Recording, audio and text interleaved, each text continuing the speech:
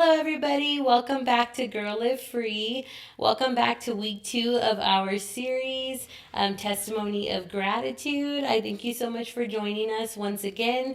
If you are a first time listener, thank you so much for joining us. We are a faith based podcast and we talk all things Jesus. And our hope for you through this podcast is that you come to know Jesus on a more personal level, that you find hope, you find encouragement, and that you know that whatever you're walking through in life, that you are not alone. We all have struggles, we all have hardships, we all go through things, but at the end of the day, we have Jesus to lean on, and He is our hope and He is our helper. And so, thank you so much for joining us for week 2 of our testimony of gratitude. And this week on the podcast, we have Belinda Alvarez, who is also my mom.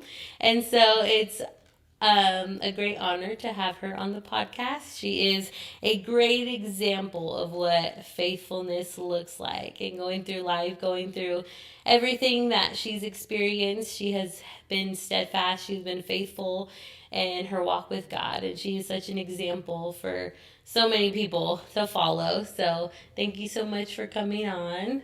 And yes, of course, but go ahead and just tell us what Jesus has done in your life and how He's helped you and what He has brought you through in all these years of serving Him.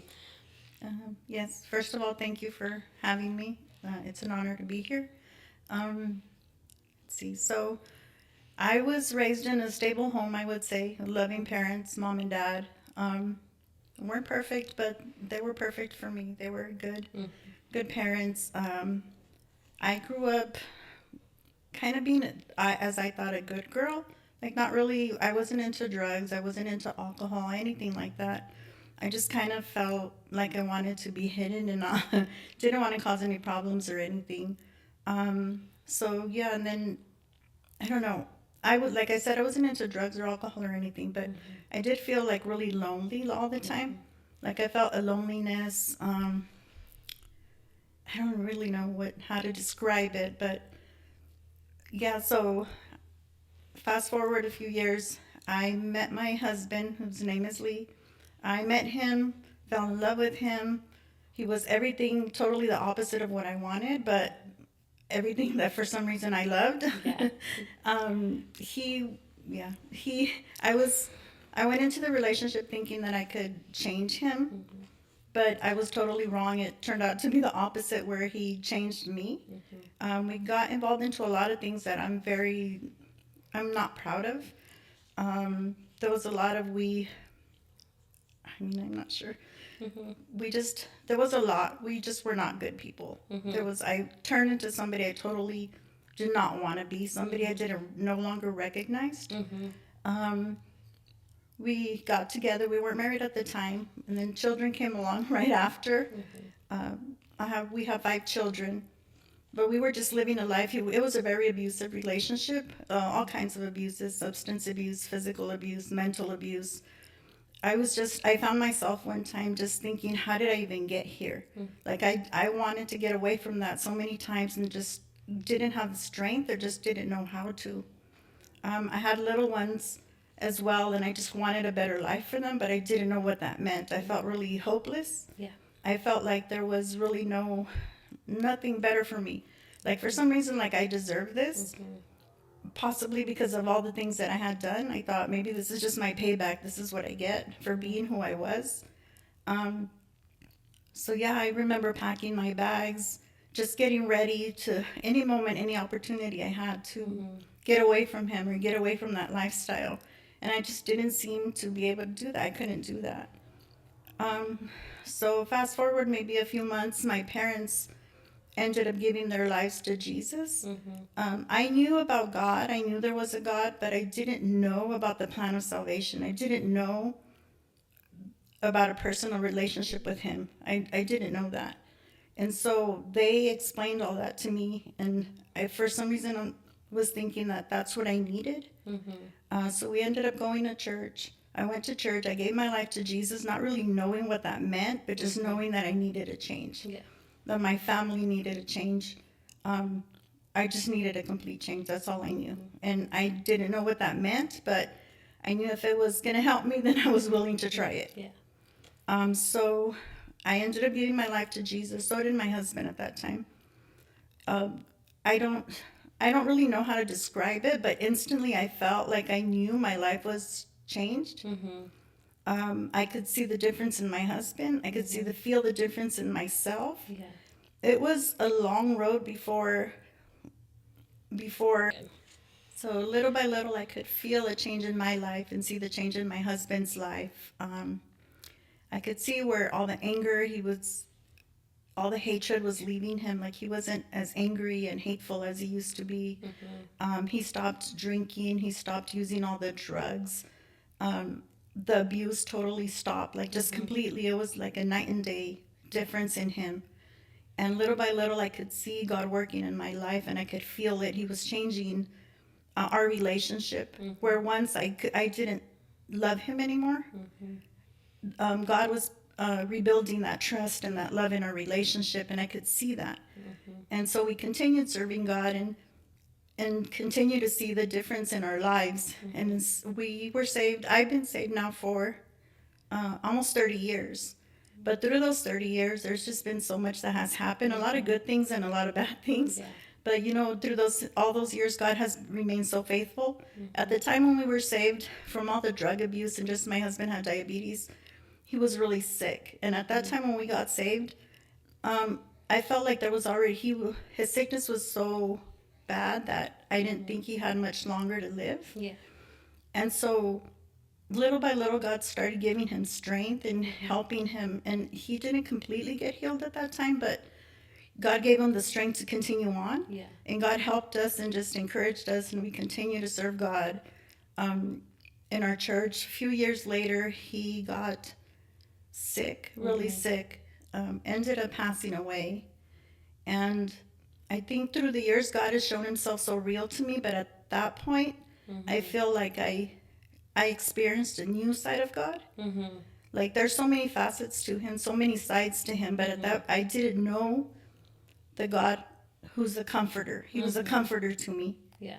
And I didn't I it took that for me to experience that side of him. Mm-hmm. And so yeah, it's going to be almost 10 years now since my husband passed away. Mm-hmm. And it's just I don't even know how to describe it. It's just God has given me so much strength and so much peace. Mm-hmm. And there's literally been so many times when the grief and the hurt it was just so hurtful. Just, I missed him so much. Just the grieving was so bad that I Mm-hmm. could literally feel God come and comfort, like wrap his arms around me. I could feel him Mm-hmm. comforting me. Yeah.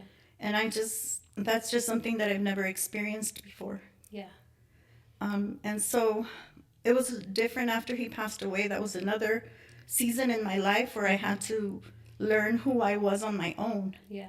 because I was so used to in the church and the ministry being something we did as a couple. We were in Mm-hmm. children's church and follow up ministries, all kinds of ministries that we did as a couple. Mm-hmm. And after he passed away, it was just me. Yeah. And so I had to learn who I was in God, who I was on my own, who Belinda was, and not Yeah. just Lee and Belinda. Yeah. And that was another obstacle, but it was so Mm-hmm. God gave me so much strength through that and so much Yeah. peace, and he just I don't know, so much growth through it. Yeah. And I don't think I would have experienced that had I not gone through that. Mm-hmm. And so like I said, it's been 10 years since he passed away, but God has done such a work in my life. Yeah. He's brought so much peace to me, so much comfort, just so much grace. I can't imagine my life without him. Yeah. Oh. Okay, so I'm gonna backtrack a little bit to where we were in the beginning. So you said that you had grown up in a pretty stable Yes. home, which was good. Like your parents were very stable, very loving, and cared for you very much. And then you said that's where you had met Dad, and that you became somebody that you weren't, and you felt more lonely. So what do you think it was in your life that caused you to feel that and to want to kind of cling on to something different or have that change in you or who you thought you were before? Um, Not exactly sure. I mean, when I met him,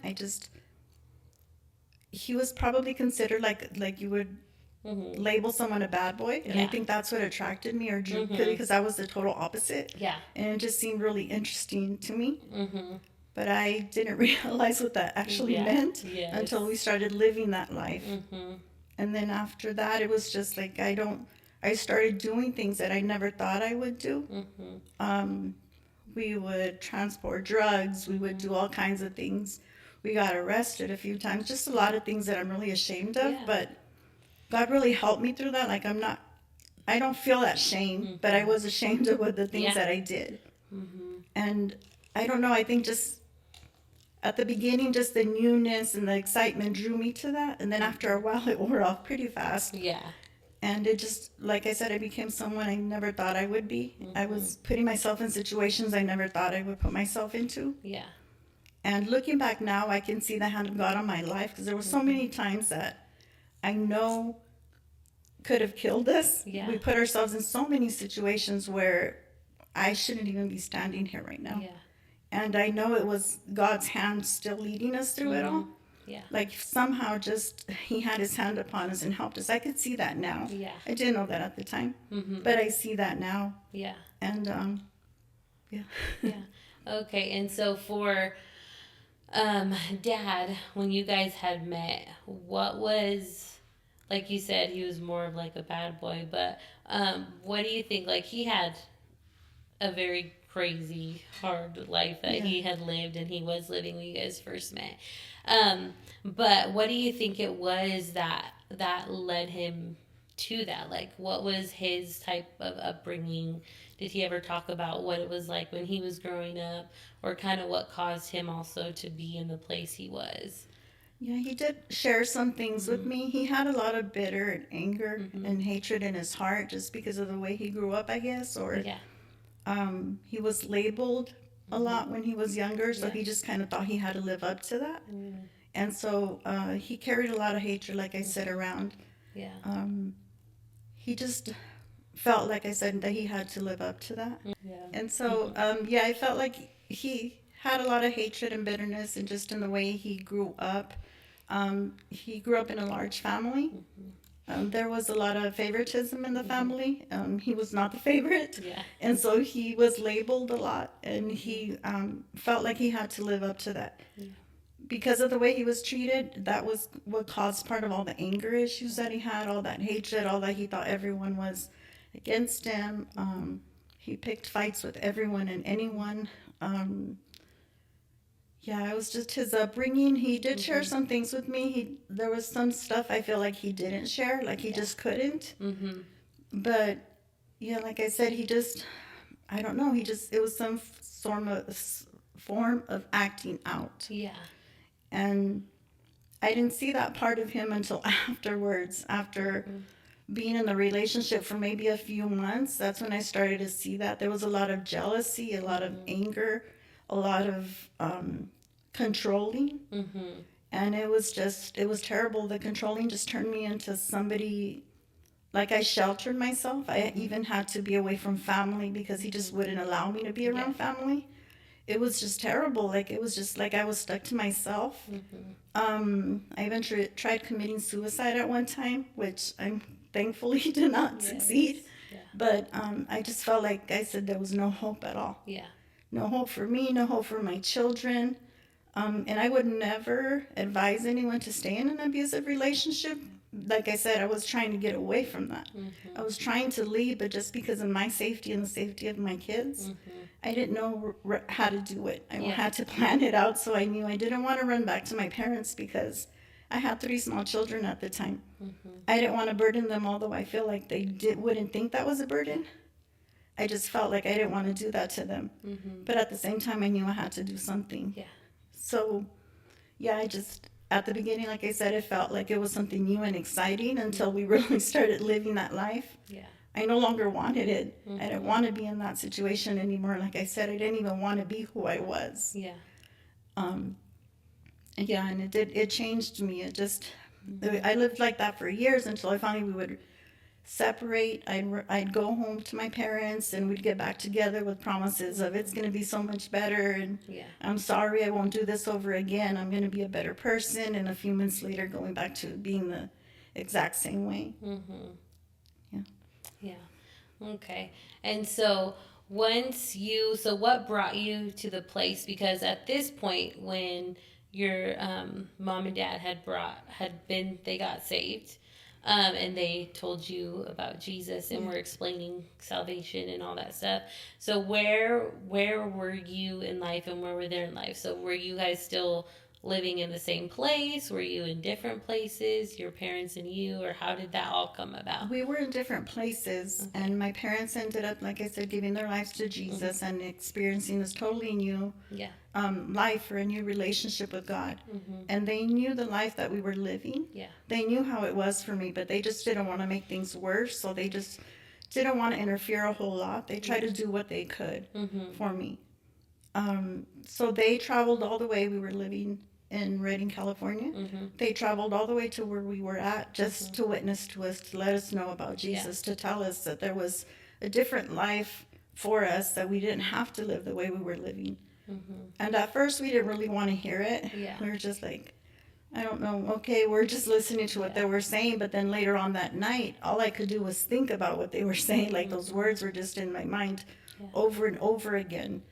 And I remember telling my mom that um, I wanted that change for myself. Mm-hmm. Like I wanted that for my children. I wanted to be a different person. I didn't want to carry the guilt around anymore. I didn't want to live this life anymore. Mm-hmm. And I would do whatever it was going to take for me to change. Yeah. I would do that. Mm-hmm. And I remember my mom and dad praying for us, and even talking to your dad and telling him, I can't do this anymore. Yeah. Like there's something has to change. Because Yeah. I can't do this anymore. Mm-hmm. Either we're going to do this together and we're going to change, or I will do this, but I'm doing this on my own. Yeah. Because I have to for my sake and my children. Yeah. And so we decided to go to church. We gave our lives to Jesus. My parents prayed for us. We went to church. And then it's just like the minute I walked into church and could feel the song service, and I could feel God's presence. Yeah. I felt like this is what I was needing. This is what I need. This is the change, or what I had been searching for, what I had been praying for. Mm-hmm. This is it. And I remember walking into church and just feeling that and surrendering myself again, saying, God, I'm not much. I don't have much. But I give you my life. You do with it what you want. Mm-hmm. Because I've made a mess out of it. Yeah. I keep trying to fix things, and it's just not working. It's Yeah. making it worse. Mm-hmm. And I just felt like this weight lifted off my shoulders. Mm-hmm. Like I felt like, this is what I'm going in the right direction. Yeah. This is what I need to do. And, I still remember that day. Like I could still feel that. Like I remember how I just felt God's presence. Yeah. Yeah. That's good. And so obviously you had said that that you knew that God had done something in your guys' lives because you could see the change in Dad and how he was and everything, in which you said it was almost like an instant change for him. Yes. So from that change, obviously in life we get saved and we give Jesus our life, and we feel a change and we see a change. We start to learn about God and who he is, and our life begins to change. But what was it like in like those first couple years? Like, because obviously you get saved and things are good, but you obviously still have your struggles. You still have things you go through. It's not like it's night and day. It's like a brand new life, like completely different. Yes. And so what was that? Because it's obviously something so new to you and Dad at the time too. Like you're learning about who God is and how to change. And so what was that like, that learning experience, those few years of like trying to figure out like what it's like to live for Jesus and what, and trying to change certain things in your life at that moment? Yeah. It was hard the first few years, especially the first year, because it was a lot of new things that we didn't know. Yeah.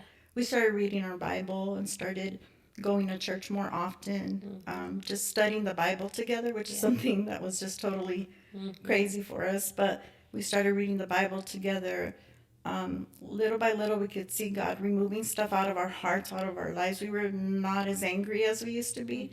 He could not have a conversation without having, I don't know, 5, 6 cuss words in a sentence. Like that just was his language. Yeah. But even that changed. Like little by little, he started changing Yeah. the way he spoke. Just he was more happier. But it was hard because it's just like you have to learn. Okay, what's this new life? How do we navigate through all this? And as a new Christian, sometimes you don't know what to do. So we prayed a lot because, yes, God, please help us. And we had a pastor and his wife and other people, older saints in the church, that kind of took us under their wing and showed us and helped us. My parents were around for a while after they knew we had given our lives to Jesus and we were going to be okay. They went back home. They moved on. But we had them too that would call and check on us and encourage us. And it was hard at first because, like I said, it was new. Everything was so new to us. Yeah. But we made it through. Like, God helped us. He encouraged us and gave us strength daily to just continue to go on. There was some days when we'd say, we can't do this. The temptation was just so real that we wanted to go back to the old lifestyle. But we just couldn't, because then I remember, no, I didn't want that lifestyle. Yes. No, I have to continue on. Yeah. And do little by little, just take baby steps. Yeah, that's good.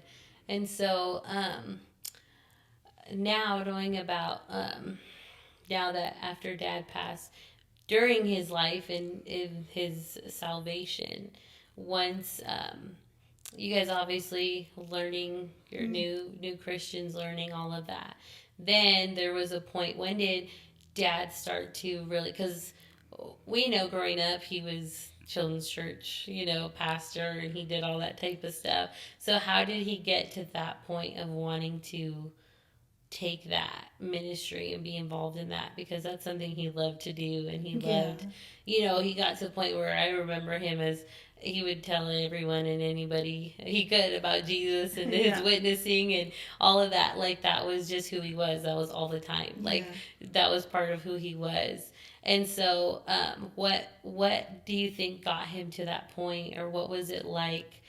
What was his Christianity like, his walk with God later, as he started to get involved in things and find his love for God and doing all the things like? Yeah, I think it was when he also obviously started to see the change in his own life, started to see the change, and he knew that God was real. Yeah. He knew he was real, and he knew that God had just forgiven him for so much that he did, for so much that he had, so many issues, problems that he had caused. He knew God had forgiven him for that, and he felt that freedom, and he wanted everyone else to feel what he felt. Yeah. He wanted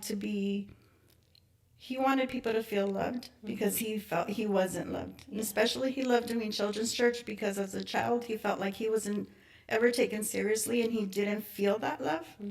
And so he wanted to show kids that they are loved, they are important.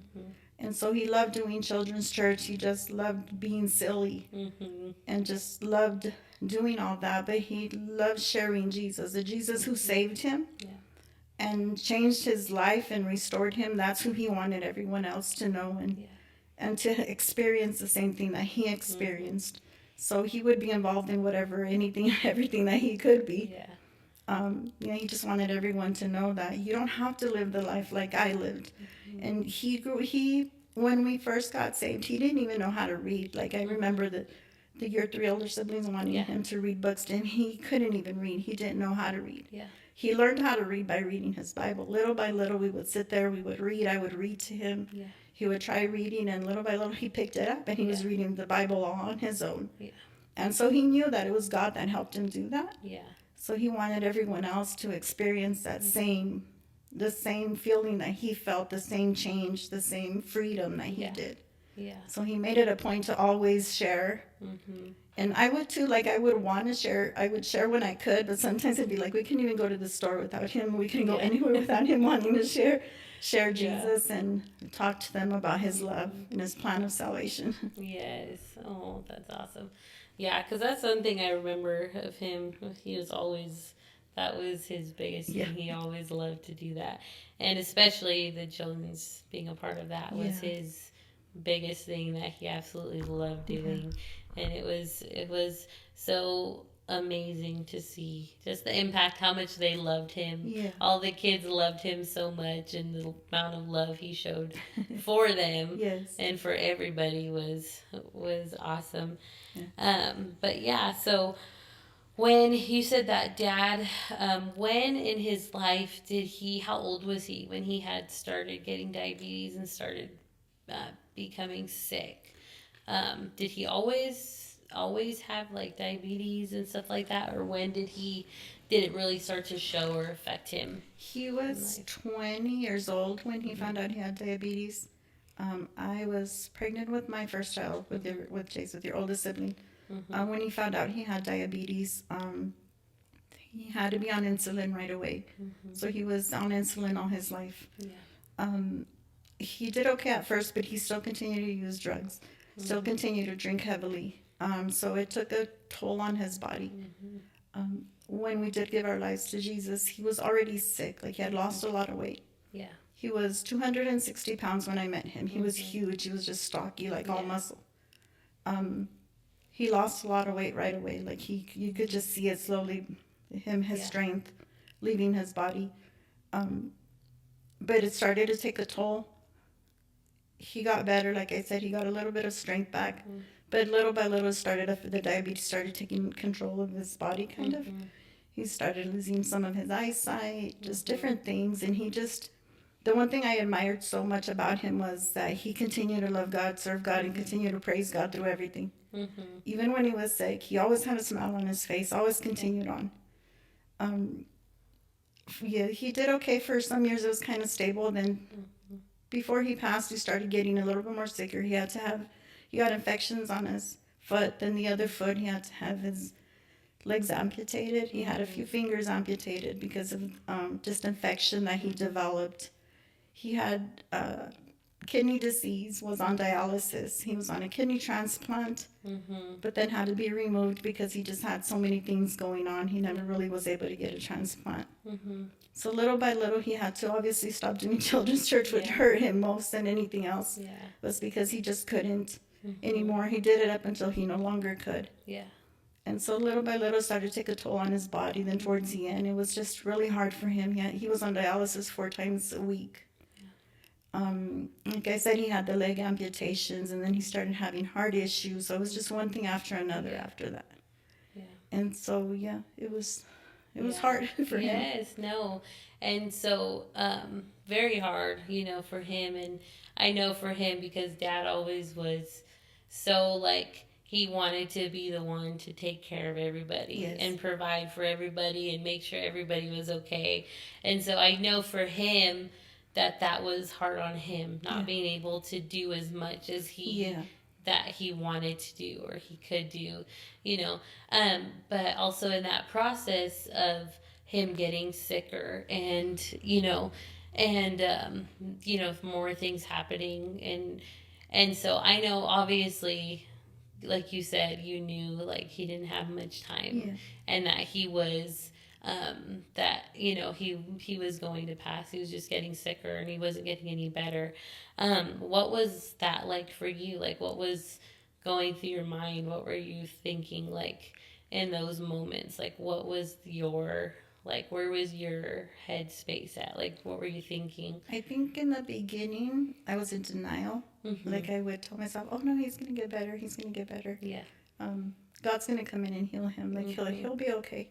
He's going to be okay. And then little by little, I would see, like, okay, like, any minute now.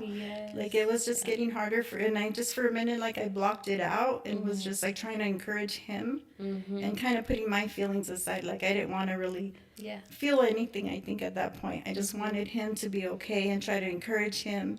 And it always turned out to be where he would encourage me. When he was the one that was hurting, he would encourage me.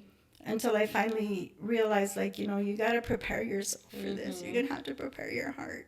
And then I could feel him, like, conversations we would have late at night. He was trying to prepare me for his passing because he knew it was coming. And I just, at first, didn't want to hear it. I'd be like, I don't want to hear you. Like, let's change the subject, talk about something else. But I knew it was coming. I finally had to settle in my heart, God, whatever is going to happen, whether he gets healed on this side of heaven or on the other side, I'm going to be okay with that. Yeah. I'm going to be okay with that. And the reason is because he could have died when we first gotten saved, and God extended his life. Yeah. God gave him 20 more years than I even thought he had. Yeah. So I'm going to thank God for that. And I'm going to do my best to live my life with him the whatever days he has left. I don't want any regrets. Yeah. I just want us to live our lives as best as we can. And I'm going to try to encourage him as much as we can, as much as I can. Yeah. And just whatever happens, happens. Yeah. And it was hard at first to kind of try to prepare my heart for that. Because I couldn't imagine my life without him. Yeah. Like, I can't, how am I supposed to live, go on, continue my life without him? I couldn't fathom that at that point, at that time. But he ended up passing. He ended up going into cardiac arrest during surgery. He went into cardiac arrest when we thought he wasn't going to make it. He ended up waking up from that. He was on life support. He ended up being okay, waking up. And at that point, I'm thinking, oh, well, maybe, he is going to get healed. Yeah. And 3 months later, he went into surgery and it happened again. And so I'm thinking, well, you pulled him out of it the first time, God, so surely you're going to pull him out this time. But this time it was different. We had to make the decision to take him off life support. And at that time, though, I had settled in my heart, and the kids agreed that, Mom, whatever God wants, we just want Dad to be pain-free. And so we decided to take him off life support. Yeah. And that was the hardest decision I've ever had to make in my life. But I didn't want him suffering anymore. Only God knows, and I knew because I would take care of him and I was with him. Everything he suffered and he went through. And through it all, he always kept his faith. Like, he would encourage me to keep going. And for that, I continue to serve God now. Yeah. Yes. Yeah. It was hard, but I knew that he would be in a better place. And I knew that he would be pain-free. Yeah. And I knew we were going to be okay. Yeah. Yeah. Yep. Yeah. Because it's just so hard. Because I remember, just that feeling also is because you're losing him, but also the feeling I'm sure you had is like, okay, my kids are losing their dad. And I'm sure it was like, I can't show that I'm hurting because I don't want them to hurt even more, and so trying to deal with kind of not hiding it, but hiding it because you don't want, it to be harder on other people, so you kind of push it down for yourself and your emotions. And so that's very hard. And so, how was it? So Dad had passed and we were all there. We had his funeral and everything like that. But now you had gone through that season of, which I believe was all God preparing you mentally, preparing Dad, putting Dad in a place where he was also preparing you to feel like you're going to be okay when he's gone. But now he is gone. And now you're in that moment where it's like, okay, like, what were you thinking now in that moment where you're like, okay, we're in the place where we've been preparing for this and, thoughts of this is going to happen one day. And now it has happened. And once you have people surrounding you, your family, and he's passed, and we've done his funeral and all that happens, but in that moment, once everything is done, and you're kind of now having to be like, okay, what now? Like, what were you thinking in that moment when everything kind of just like settled down after his death, and now you're just like, where do I go from here? What were you thinking now in that moment, or what were you feeling? A lot. Yeah. I was feeling a lot and thinking a lot. I'm just going back really quick to, like you said, we were all there surrounding him when he passed. We were all there with him in the room. When he took his last breath, we were there, we surrounded him. And all I remember is when that happened, it's like, it just felt like so I don't know, like I felt like an out of body experience, kind of like I didn't even know Mhm. how I was standing, how I was doing anything. All I knew is like I have to kept telling myself, you have to be strong, you have to be strong, you have Mhm. to be strong for the kids, you have to be strong. And all I remember is saying he's gone now. The nurse comes in and says he's Mhm. gone. Me saying, asking everyone, we just need to give God thanks for Mhm. the life that he did give Lee, for the years Mhm. we had with him. That's Yeah. all I could think of at that time is thank you, God, Mhm. that he's now pain free. Yeah. And that now he has no more pain, no more Mhm. worries, no more suffering. Yeah. And I'm thankful that you gave us this time you did with him. Mhm.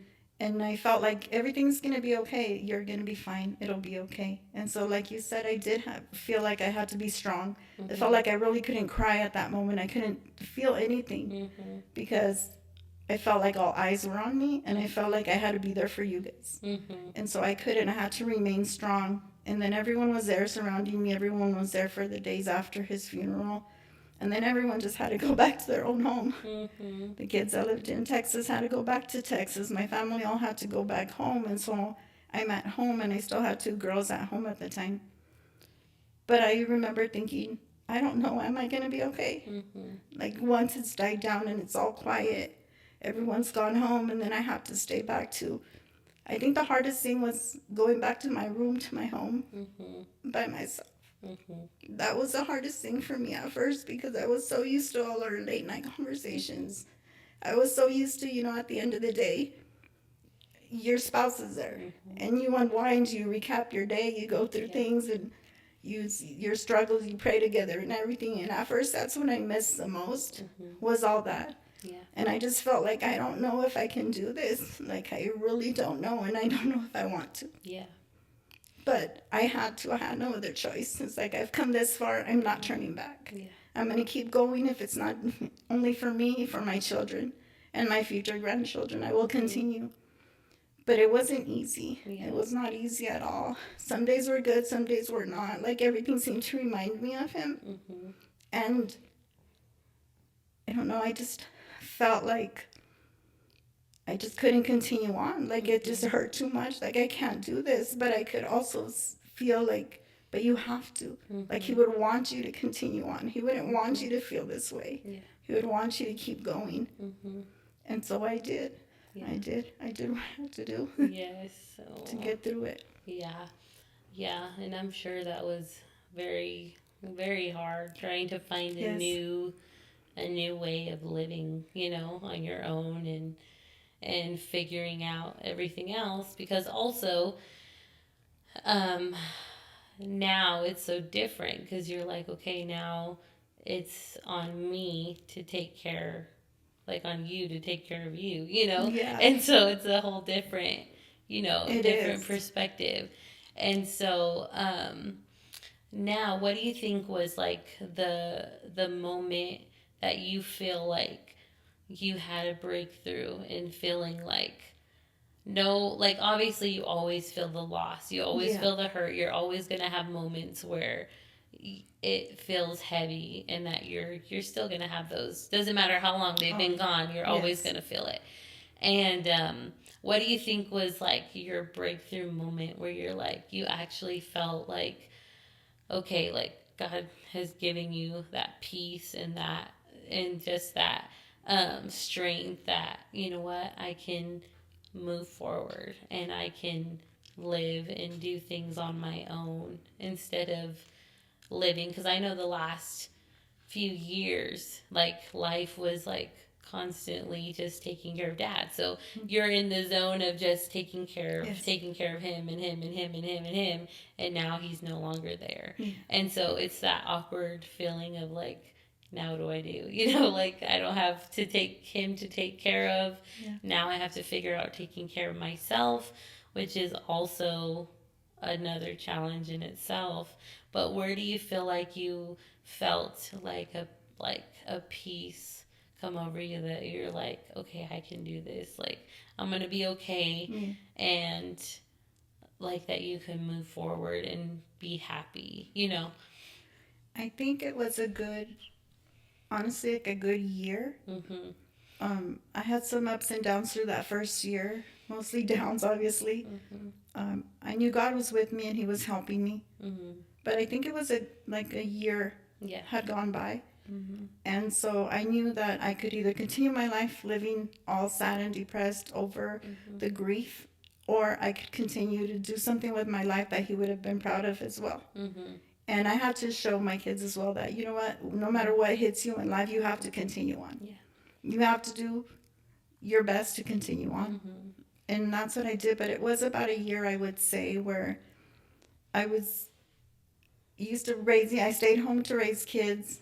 And then after that, he got sick, so I started taking care of him. Mm-hmm. So really, my life revolved around everyone else Yeah. all that time. After he passed, it was like, what's next? I hadn't had a full time job in so many years because I was busy raising kids and then taking care of him. Yeah. So it's like now I felt like a grown up now, like an adult, Yeah. because now I basically had to change Yeah. my whole life. Yeah. I had to. I went out and found a job, Mm-hmm. and I just felt like everything was going to be okay. Like God was going to Mm-hmm. continue to take care of me. I just had to keep pressing forward and moving forward. Yeah. And I think after about a year, I could find myself laughing, but really meaning it, not Mm-hmm. faking my laugh like Yeah. I would, because everyone wanted to see, was all worried about me, so they wanted to see me laughing. So of course I had to show them that, look, I can laugh, Mm-hmm. but it wasn't real. It was a fake laugh. Yeah. But after a year, I could find myself finally laughing again. Mm-hmm. And at first, it made me feel guilty, like, how can you be so happy when he's gone? Yeah. But at the same time, I felt, no, he would want me to be happy, Yeah. and I need to do this for myself. Mm-hmm. Like, I have to concentrate on myself now Yeah. and make sure that I'm going to be okay Mm-hmm. so I can be there for anybody else that Yeah. needs that help. Yeah. But yeah, I would say it was about a year before I felt like, you know, life it's going to be okay. Mm-hmm. You're going to be fine. Yes. And now, I mean, the change obviously from going when dad had passed and it was just the kids to now you have, how many is it now coming on? Grandkids? I have 9, 10 on the way. 10 on We'll the have way. 10 Yeah. soon. So from now it's been, what was it? 8 years?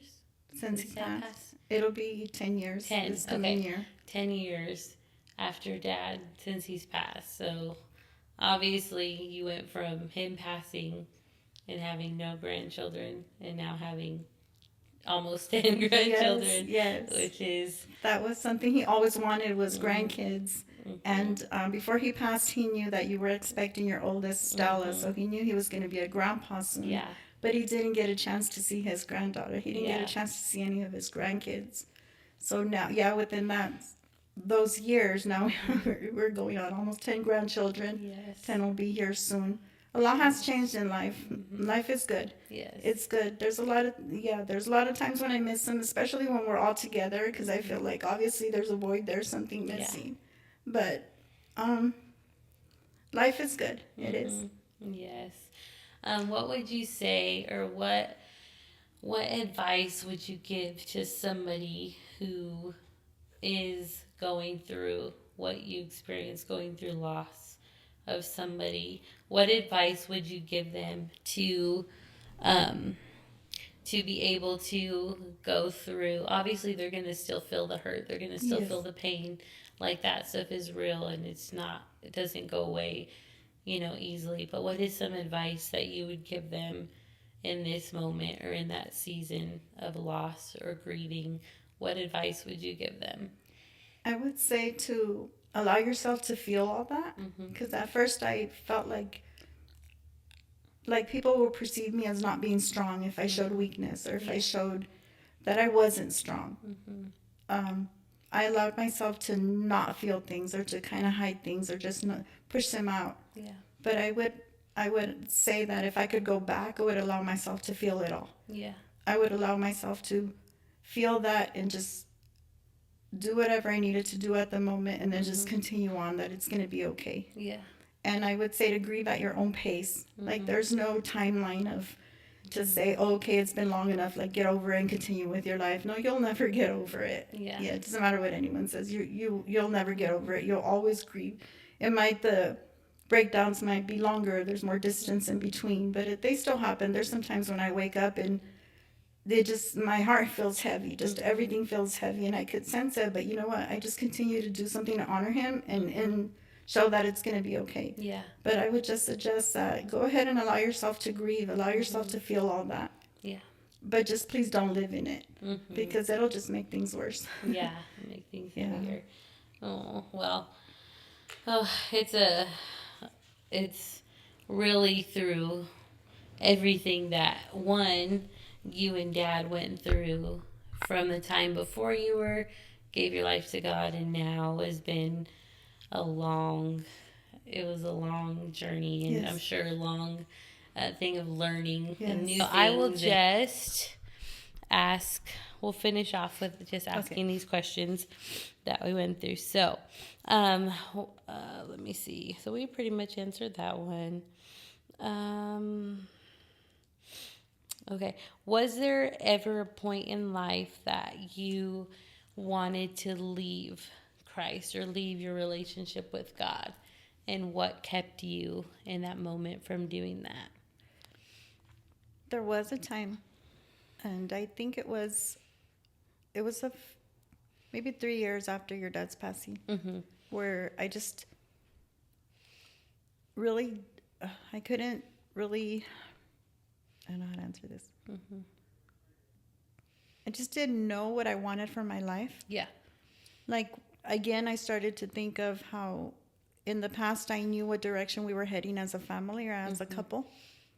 And then now that it's just myself, like I didn't know what plan God had for my life. I didn't know what direction. And then I started to think, like, is this even worth it? Like, is this even, I should just go do what I want to do and not. There was a time, when I thought about it, and then right away I thought, I can't, because I live for God because of me, because I want that relationship with God. Yeah. And I love God with all my heart. And if God doesn't do anything else for me, he's already done enough. Yeah. He died for me. He's already done enough. He does not owe me a single thing. Yeah. But I owed him to continue on for my children as well. Because I did not want my kids to ever get to the point to say, I'm giving up because my mom gave up. They will do what they want to do. They're adults. They will do whatever they want to do. But I don't want them ever to have a reason to say, I did it because my mom gave up, so I'm going to give up. Yeah. I wanted them to see that you can get through anything. Yeah. You can get through anything. With God by your side, you can get through any obstacle. You might not be able to go around it, but he'll help you go through it. And you're going to come out a better person for it on the other side. And so that's what helped me to continue going on. Yeah. Very good. What advice would you give a first time Christian or somebody who's new in their salvation with God and their walk with God? What is something that a piece of advice or something you would tell them? I would say to always seek someone that could help you and encourage you. Like, you don't have to do this on your own. Yeah. Seek someone godly that can help you, that will encourage you, that would speak into your life. Yeah. Continue to pray and ask God, and he will help you. He will help you. He hears you. Just know that God wants the best for you no matter what obstacle you come through. Just know that he wants the best for you, and he will help you. Yeah. And like I said, just seek someone to help you and encourage you. You don't have to do this life. You don't have to do this on your own. Very good. And also, what is a piece of advice that you would give someone, a long-term Christian? So someone who's been saved for a very long time, who's maybe in a spot where they're also trying to figure out, where to go in their salvation from here. Like, I've been doing this a long time, but now what? Like, what is, why do I keep going? Or just like, what is something you would tell someone who's been in that position? I know as an older saint, as being saved for as long as I have, some people think that it's easier, that serving God is easier, life is easier. It's not. As you get older, it's like you need God in a different way. It's like you need him to continue to go on. Yeah. And I would say just continue doing what you know to do, and be open to, sometimes we get so stuck in our ways that we think we don't need to do things differently or do anything else. But just continue serving him and just know that it's going to be okay. Yeah. I always keep saying that because Yeah. sometimes we think life is hard and I Yeah. don't know if I can make it through this, but you Yeah. can. Yes. I think that, like I said, now that I've been saved as long as I have, I feel like I need God even more. Yeah. Like I need him even more. Yes. To save me from myself. Yeah. Yes. Oh, that's very good.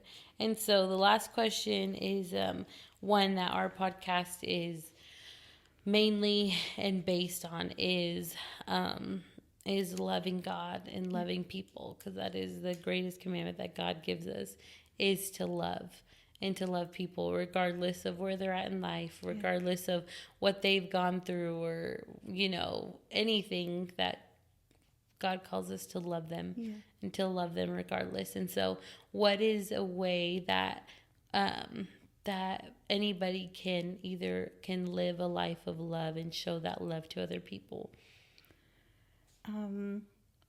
I would say to love like you want to be loved.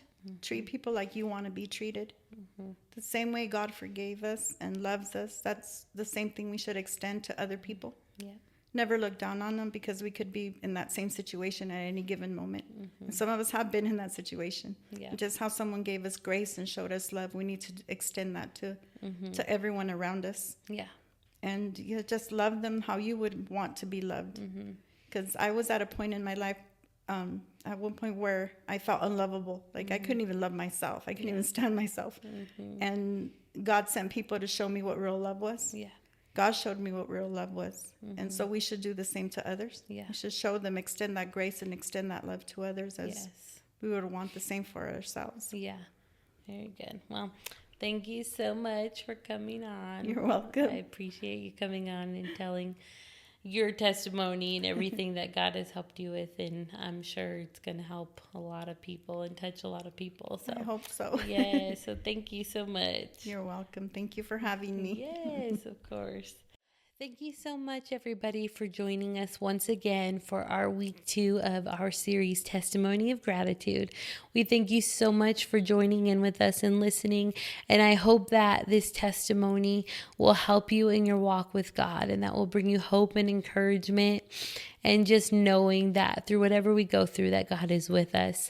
Thank you so much for listening, and I hope that you will tune in again. And we have one more week in our series that we're going to end it off with, and it's going to be amazing. So please stay tuned. Be excited for our next one coming up. And if you like this episode, make sure that you make sure you subscribe to our YouTube channel so you can see all of the new episodes coming up. And also leave us a comment and let us know how much this testimony has helped you in this podcast, and if there's anything that we can do or pray for you for. We just thank you so much. Also, if you would like to support this ministry, we have a link down below that you can go to, and you can support all that we are doing. I just thank you so much once again for listening, for taking your time to be here with us and to hear what God is doing in people's life. I so thank you, and I hope to see you again next week. Bye. Love you guys.